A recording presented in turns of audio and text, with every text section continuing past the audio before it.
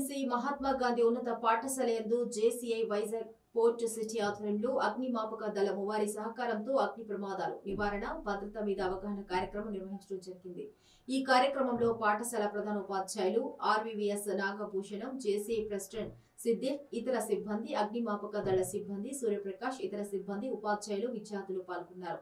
సిద్దిక్ మాట్లాడుతూ ప్రమాదాలు జరుగుతుంటాయని వాటి నుండి మనల్ని కాపాడుకోవాలి, వాటి నివారణకు కృషి చేయాలని చెప్పారు।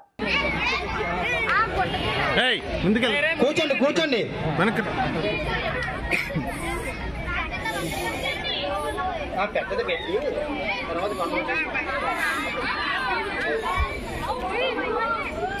చూడండి, ఇప్పుడు చూడండి ఫైర్ ఎలా బకెట్ అప్పుడు ఒక్కసారి చూడండి, ఈ రెగ్యులేటర్ బాగోలేదు,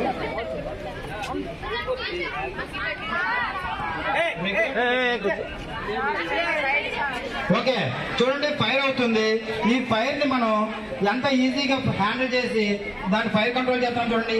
సిలిండర్ లో ఫైర్ అవుతుంది, సిలిండర్ లో ఫైర్ అవుతుంటే ఒకటి రెగ్యులేటర్ కట్టడం ద్వారా ఫైర్ ని కంట్రోల్ చేయొచ్చు, రెండోది అదే సిలిండర్ ని రెగ్యులేటర్ కట్టకుండా కూడా ఎలా కట్ చేయొచ్చు, ఇలాగని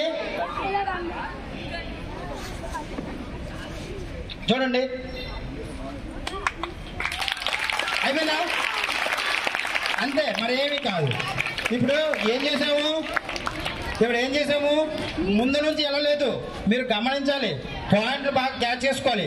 ఫైర్ అవుతుంది కదా అని చెప్పేసి ముందుకు వచ్చి ఇలా ఆపకండి, సినిమా కనబడుతుంది, ఇలా సైడ్ ఉండి ఈ ఫైర్ కి అభిముఖంగా అంటే వ్యతిరేక దిశలో ఉండి సిలిండర్ పక్కన ఈ పాయింట్ ఉంది కదా, ఈ పాయింట్ నుంచి వస్తున్న సందర్భంలో దాన్ని పక్క నుంచి దీన్ని ఆనుకొని ఇలాగా వేలుతో ఆపితే ఫైర్ కంట్రోల్ అయిపోతే వెంటనే రెగ్యులేటర్ ఆఫ్ చేయొచ్చు।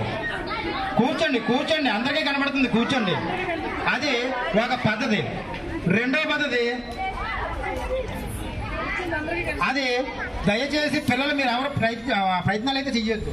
ఇప్పుడు రెండో పద్ధతి, ఇప్పుడు చూడండి ఇలాగా ఫైర్ అయిపోతుంది, ఇలా ఫైర్ అయిపోతూ ఉంటే మనం ఏం చేస్తామంటే బకెట్, ప్లాస్టిక్ బకెట్ ఆర్ ఇనప బకెట్, సిల్వర్ బకెట్, దాన్ని ఉపయోగించి కూడా ఫైర్ ని కంట్రోల్ చేయొచ్చు। చూడండి ఆక్సిజన్ కట్ చేస్తున్నాం అంతే, ఓకే క్యారియర్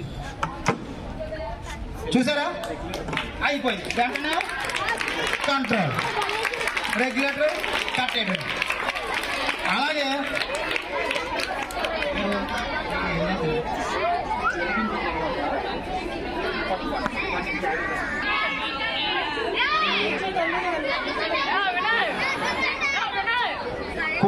కూర్చోండి దయచేసి కూర్చోండి, అన్నీ మీకోసమే, మీకు ఎక్స్ప్లెయిన్ చేయడం కోసమే। చూడండి ఇలా ఫైర్ అవుతుందా, అభిముఖంగా అంటే వెనక వైపు మాత్రమే ఉండాలి సుమా, మనం ఎట్టి పరిస్థితుల్లో అలా ఉండకూడదు।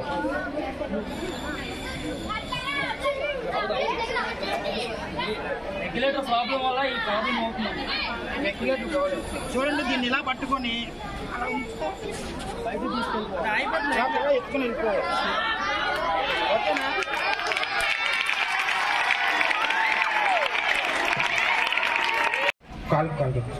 చూడండి ఈ రైట్ లెగ్ ఇతనికి బ్రేక్ అయింది, ఆ రైట్ లెగ్ తీసుకొని ఈ హెల్ప్ చేసినటువంటి ఫ్రెండ్ అతనికి అతని లెగ్తో ట్యాగ్ చేశాడు, అంటే కట్టేసి అతని చేతిని ఇతని భుజం మీద పెట్టుకొని నడిపించుకుంటూ ఎలా తీసుకెళ్తున్నాడు చూడండి, పర్లేదు ఇలా కనబడుతుంది, ఓకే చూడండి ఏ విధంగా తీసుకెళ్తున్నాడు, అతనికి ప్రమాదం లేకుండా అవలీలగా బయటకు తీసుకున్నప్పుడు మనం ఎత్తుకొని ఆ మాదిరిలో ఇతన్ని ఎక్కించుకొని చూడండి, ఆ మాదిరి నమ్మకూడదు చూడండి, ఇతనికి వెనక భాగాన బ్లీడింగ్ అవుతుంది, అదే ప్రమాదం జరిగింది। ఇలాంటి సందర్భంలో ఇతన్ని తీసుకొని హాస్పిటల్కి కానీ పేరెంట్స్ దగ్గరికి కానీ హ్యాండ్ అవుట్ చేయడంతో ఇలా తీసుకుని వెళ్ళడం జరుగుతుంది। తర్వాత పికప్ బ్యాక్, దీన్ని పికప్ బ్యాక్ వెనక, ఇప్పుడు ముందర భాగం ఏమన్నా దెబ్బ తగిలినప్పుడు కానీ లేదా గర్భిణీ స్త్రీలు ఏదైనా అస్వస్థతకి గురైనప్పుడు నమ్మడానికి ఏమీ లేదు, ఇందులో తెలుసుకోవాల్సిన సందర్భాలు। ఇప్పుడు ప్రమాదంలో ఒక డెలివరీ అమ్మాయి బాగా పేరుతో అస్వస్థతకు గురైంది, అలాంటి సందర్భంలో ఇలా పికప్ బ్యాక్ మెథడ్ ద్వారా ఆవిడని సేవ్ చేస్తాం. తర్వాత అదే బ్యాక్ బాగా డ్యామేజ్ అయినప్పుడు ఫ్రంట్ పార్ట్లో ఎక్కడైనా రిప్స్లో అంటే పక్క దుమ్ములు బ్రేక్ అయినప్పుడు అందుకుండా ఆ మెథడ్స్ ఉపయోగిస్తాం. తర్వాత చూడండి, డెలివరీ స్త్రీలు అని చెప్పాం కదా, కొద్దిగా ఆ మాత్రం ఈ మాత్రంగా ఉంటే ఈ విధంగా కూడా క్యారీ చేస్తాం. ఎందుకంటే లోపల ఉన్న బేబీకి డ్యామేజ్ అవ్వకుండా ఉండడం కోసం, డ్యామేజ్ అవ్వకుండా ఈ విధంగా చంటి పిల్లని ఎత్తుకున్నట్టు ఎత్తుకొని తీసుకుని వెళ్ళి హ్యాండ్ ఓవర్ చేయడం జరుగుతుంది. మేము చేసేటటువంటి అతి ముఖ్యమైన మెథడ్ ఇది ఎప్పుడు చేస్తామంటే ఆ యొక్క వ్యక్తి వాటర్ ఎక్కువ తాగేసి జలపాతాల్లోని అట్లు మునిగిపోయి వాళ్ళు బాగా అస్వస్థతకి గురైపోయి చాలా ప్రమాదంలో ఉండేటప్పుడు ఆ వ్యక్తిని ఎంత బరువునా సరే స్పృహ కోల్పోయిన వ్యక్తిని ఈ విధంగా క్యారీ చేసి తీసుకురావడం జరుగుతుంది. చూడండి, హాస్పిటల్కి వెళ్ళి ఎంత దూరమైనా సరే అలా ఈజీగా మేము చేసే అత్యంత ముఖ్యమైన method fire man lift. Okay, double hand method. Double hand method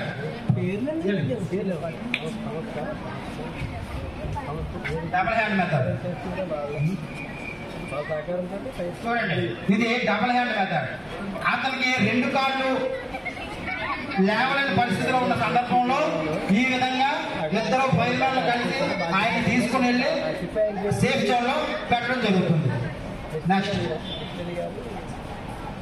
single hand method.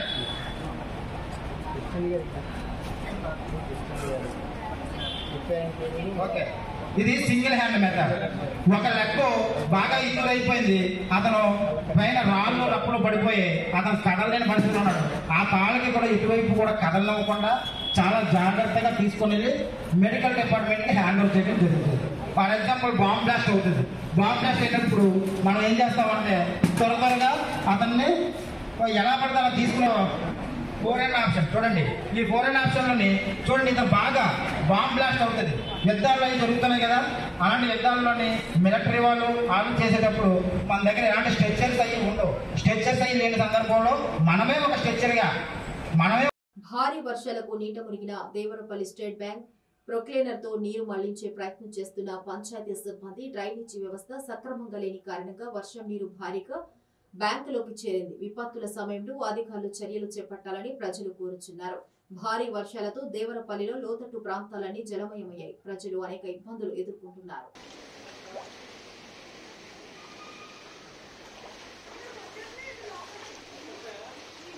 లోపలికి కూడా వెళ్ళిపోయినాయి సార్.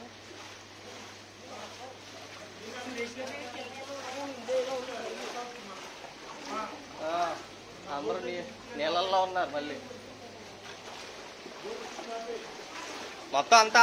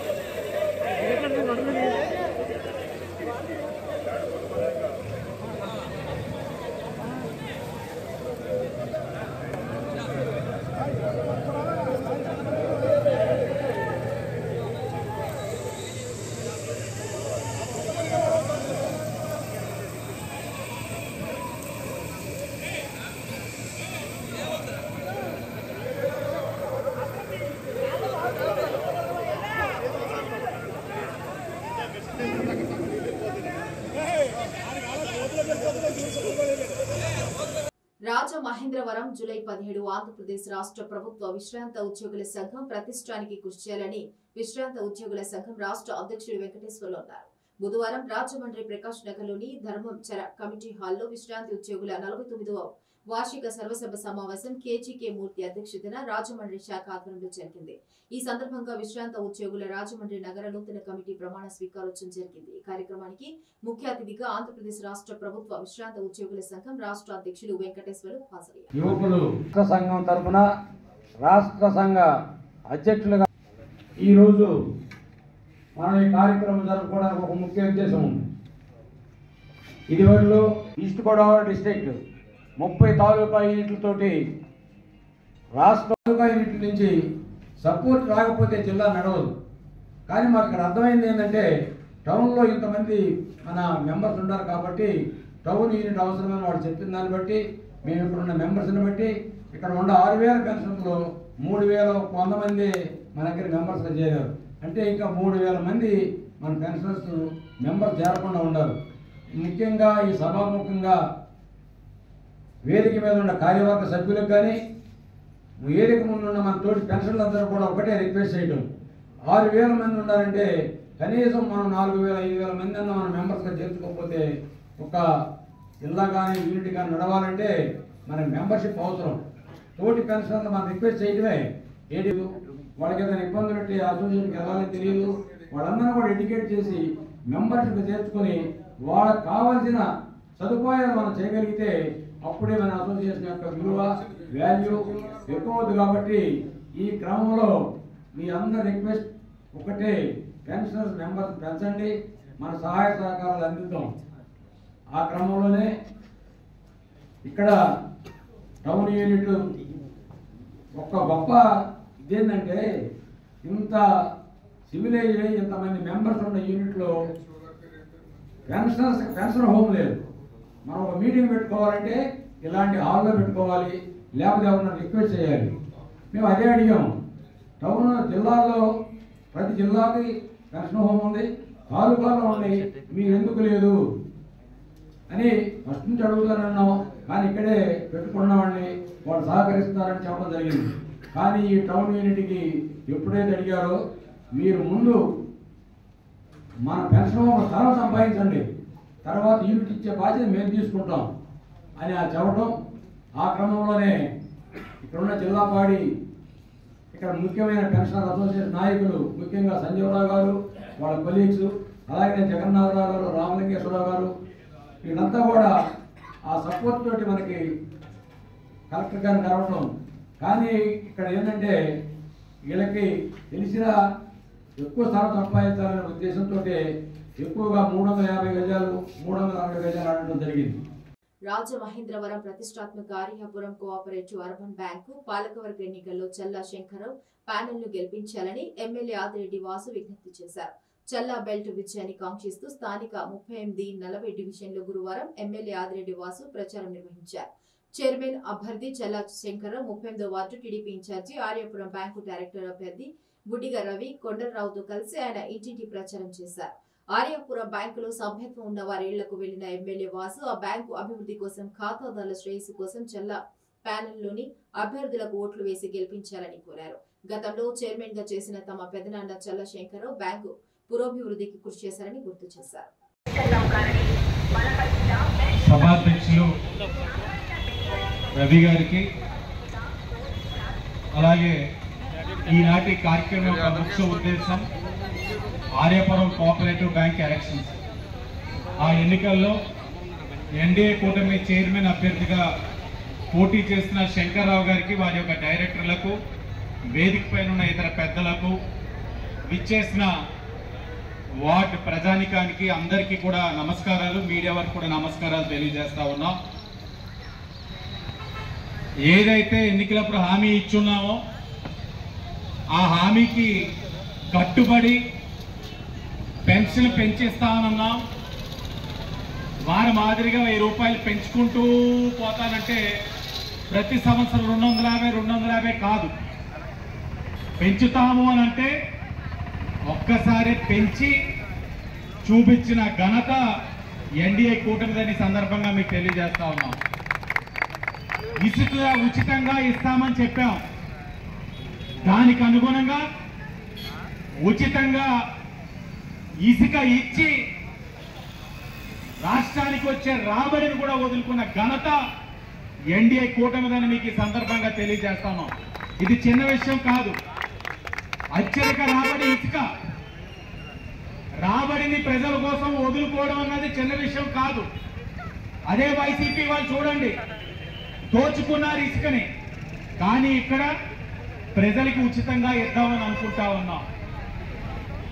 అలాగే ఇచ్చిన హామీలు ఇంకొకటి, వచ్చే ఆగస్టు 15న గారికి మరి గతంలో కూడా మనం అనుకున్నాం సన్మానం చేయాలని, కానీ ఆయన అంగీకరించలేదు. మరి ఇప్పుడు ఈ రోజున ఆర్యాపురం బ్యాంకు ఎలక్షన్స్ జరుగుతూ ఉన్నాయి. దాని గురించి మీతో మాట్లాడడానికి మా యొక్క ప్యానల్ని కోఆపరేట్ చేయమని మిమ్మల్ని అడగడానికి వాసు గారు మేము ఎందుకు వచ్చున్నారు. మరి ఈరోజు మొట్టమొదటిసారిగా ఆయన ఎమ్మెల్యే హోదాలో ఇక్కడికి వచ్చున్నారు కనుక సన్మానాలు ఎవరు అంగీకరించలేదు. అందు గురించి దానిలో భాగంగా ట్రెండ్ మార్చాలనేటటువంటి ఉద్దేశంతో సేవా కార్యక్రమాలకు ప్రోత్సహించే విధంగా మరి మన వార్డులకు సంబంధించినటువంటి కొంతమందిని ఇక్కడ సెలెక్ట్ చేయడం జరిగింది. గోపాలకృష్ణ గారు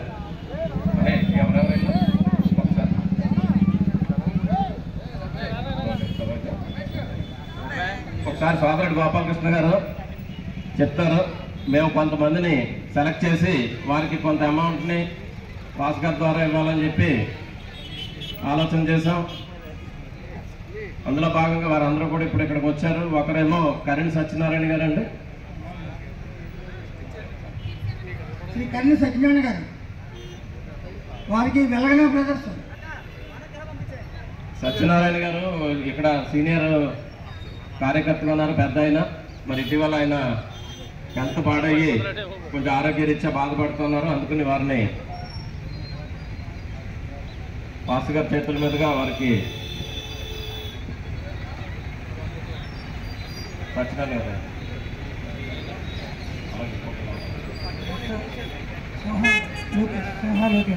సింహ లోకేష్ స్టేజ్ దగ్గర రావాలి. ఈ అబ్బాయి మంచి మార్కులతో 10th క్లాస్ ఉత్తీర్ణత సాధించాడు. అలాగే ఇంటర్లోకి వెళ్తున్నాడు. ఇతను కూడా ప్రోత్సహించాలనే ఉద్దేశంతో నరేంద్ర సత్యనారాయణ గారు, వాసు గారు చైర్మన్ గారి చేతుల మీదుగా వారికి ప్రభు గారు కూడా ఎవరికి రావాలి.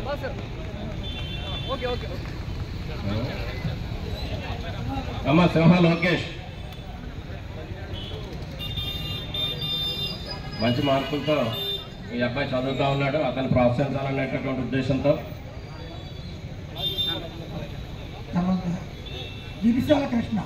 బిరిసాల కృష్ణ గారు, ఈయన కూడా సీనియర్ మోస్ట్ కార్యకర్త ఉంది.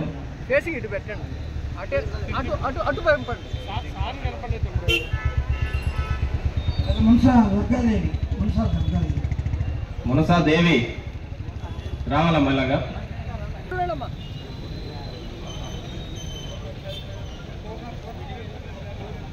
ఇంకో దురదృష్టకర సంగతి ఏంటంటే మనకి ఇక్కడ ఆర్పీగా పనిచేస్తున్నటువంటి పూర్ణ అనేటువంటి, అలాగే సిరి తరపున ఎవరున్నారు ఒకసారి రావాలి పైకి. సిరి తరపున అమ్మ సైతం లక్ష్మి ఎవరు రండి అమ్మ.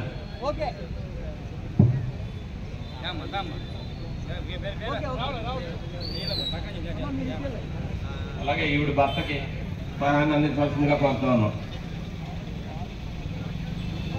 చూద్దాం అమ్మా, చూద్దాం. ఇవన్నీ కూడా చేస్తాం, మీకు త్వరలో ఇవన్నీ కూడా చేస్తారు. మీకు అందరికీ అందుబాటులో ఉంటాం. Thank you. పల్నాడు జిల్లా నర్సరావుపేట లింగంగుంట్ల అగ్రహారం రైతులు దశాబ్దాలుగా పడుతున్న భూ సమస్యకు శాశ్వత పరిష్కారం చూపించే దిశగా అడుగులు వేస్తారని నర్సరావుపేట ఎమ్మెల్యే డాక్టర్ చదలవాడ అరవింద బాబు హామీ ఇచ్చారు. తనని కలిసిన రైతు సంఘం నాయకులకు భరోసాగా నిలిచారు. స్త్రీధర పసుపు కుంకుమ కింద వచ్చిన భూములు కూడా అవసరానికి పనికి రాకుండా పోయాయంటూ రైతులు ఆవేదన వ్యక్తం చేశారు. పిల్లల చదువులకు పెళ్లిళ్లకు అమ్ముకుందామన్నా, బ్యాంకులో తాకట్టు పెడదామన్నా కుదరటం లేదన్నారు.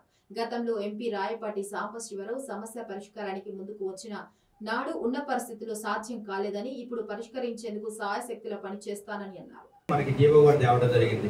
రిజిస్ట్రేషన్ చేయొచ్చు. రిజిస్ట్రేషన్ కూడా మరి వ్యవసాయ భూములకైతే 13%, లేఅవుట్స్ ఉంటే కనుక 18%, అదేవిధంగా మెయిన్ రోడ్లో కనుక దగ్గరలో కమర్షియల్ కాంప్లెక్స్లో అయితే మనకి 20% రిజిస్ట్రేషన్ జరుగుతుందని చెప్పారు. తప్పనిసరిగా ఈ ఫైల్ మొత్తాన్ని కలెక్టర్ గారి దగ్గర నుంచి దాన్ని ఫార్వర్డ్ చేయిస్తాను. నేను జాయింట్ కలెక్టర్ గారు ఇంకా రిక్రూట్ కాలేదు కాబట్టి జాయింట్ కలెక్టర్ నేను చేయాలి. జాయింట్ కలెక్టర్ దగ్గర మనం మూవ్ చేసి కలెక్టర్ ద్వారా సంతకం పెట్టించి మళ్ళీ చీఫ్ మినిస్టర్ గారి తీసుకెళ్దాము. ఈ ఫైల్ మూవ్ చేద్దాము. తప్పనిసరిగా ఈ కార్యక్రమాన్ని మనం ముందుకు తీసుకెళ్ళి అదేవిధంగా 2014 రాయపాటి గారు ఇక్కడ ఎంపీగా పోటీ చేసినప్పుడు లింగమండ భూములు ఏదైతే రిజిస్ట్రేషన్ డబ్బులు కట్టాలో 4 కోట్లు కానీ 5 కోట్లు కానీ నేనే కట్టాను. అందరూ కూడా ఏకపక్షంగా మా వివరణ అడగడం జరిగింది. అప్పుడు కూడా మనకి ఏకాభిప్రాయం కుదరలేదు కాబట్టి వారు డ్రాప్ అవడం జరిగింది. అంటే ఒకసారి మనం ఒక సెటిల్మెంట్ చేద్దామని అనుకున్నాం. ఎందుకంటే గ్రామస్తులు మరి పేద రైతులు ఉంటారు, ఈ రిజిస్ట్రేషన్ చేయడానికి ఛార్జీలు ఉంటే లేవు, కట్టలేదేమో అనుమానంతో ఆ రోజు మనం మాట్లాడడం జరిగింది. తెలుగు రాష్ట్రాల్లో ఎడతెరిపి లేకుండా వర్షాలు కురుస్తున్నాయి. 2 రోజులుగా గ్యాప్ లేకుండా వరుణుడు దంచి కొడుతున్నాడు. దీంతో ఏపీలోని పలు ప్రాంతాల్లో ప్రజల రాకపోకలకు తీవ్ర అంతరాయం ఏర్పడింది. రాష్ట్రంలో కురుస్తున్న వర్షాలకు తోడు ఎగువ ప్రాంతాల నుంచి భారీగా వరద నీరు గోదావరి నదికి వస్తుంది. దీంతో గోదావరి నది ఉగ్రరూపం దాల్చుతుంది. రోజు రోజుకు గోదావరి నీటి మట్టం పెరుగుతుండటంతో డాక్టర్ బిఆర్ అంబేద్కర్ కోనసీమ జిల్లాల పి గన్నవరం మండలం గంటి పెదపూడిలో నదిపాయకు వేసిన తాత్కాలిక గట్టు తెగిపోయింది. ఈ గట్టు తెగిపోవడంతో గంటి పెదపూడి, బురుగులంక, అరిగెల వారిపాలెం, ఉడిముడి లంక గ్రామాల మధ్య రాకపోకలు దాదాపు నిలిచిపోయాయి.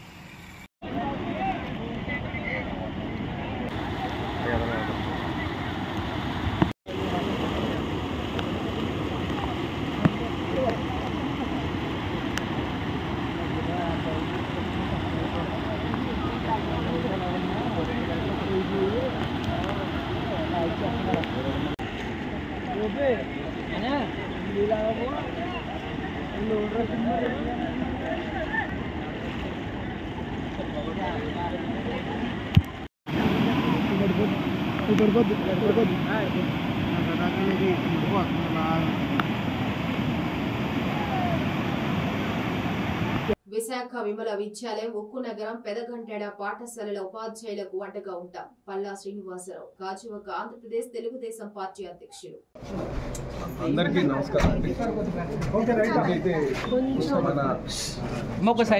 విశాఖ విమల విద్యాలయం ప్లాంట్ ఏరియాలో ఉందో దానికి సంబంధించి గత 2 నెలలుగా టీచర్స్ ఆందోళన చేస్తున్నారు. అలాగే వాళ్ళ ఆందోళన కూడా చెందుతున్నారు. కారణం ఏంటంటే గత 30 సంవత్సరాలుగా ఈ స్కూల్లో పనిచేస్తున్నారు. వారు సడన్గా